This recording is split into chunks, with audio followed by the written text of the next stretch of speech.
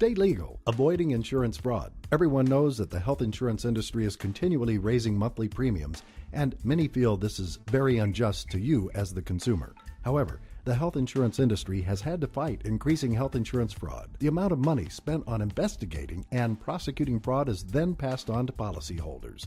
Many people don't understand what health insurance fraud entails. With reports estimating health insurance fraud is a $30 billion to over $100 billion industry per year, the topic shouldn't be taken lightly.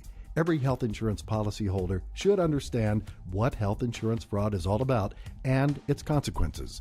By doing so, you are more able to recognize and fight fraud. Health insurance fraud is typically defined as intentionally deceiving, misrepresenting, or concealing information to receive benefits from the insurance company. Essentially, this means that you assert that you paid for certain medical procedures or expenses out of pocket, which you have not actually received, and you are submitting claims to the insurance company to receive reimbursement. Another example of member fraud is to conceal pre-existing conditions or to alter medical documents so that non-policyholders or ineligible members receive medical benefits under your policy. Perhaps your sister doesn't have insurance and needs medical attention. Having her use your name and policy to cover the expenses is health insurance fraud. While you may think that this is a small issue in comparison to your sister receiving treatment, it's actually very serious to your health insurance company and industry, and it will result in fines and possible imprisonment if you are caught. Not only policyholders commit fraud, but providers, physicians, hospitals, you name it, they do it as well.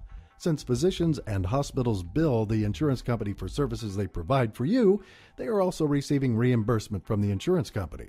When providers commit fraud, they may be billing the insurance company at a higher rate for services rendered, or they may bill for services you never received. In these cases, you will probably be asked to cooperate in the insurance company's investigation. Another type of health insurance fraud that has developed recently targets the policyholder more than the insurance company.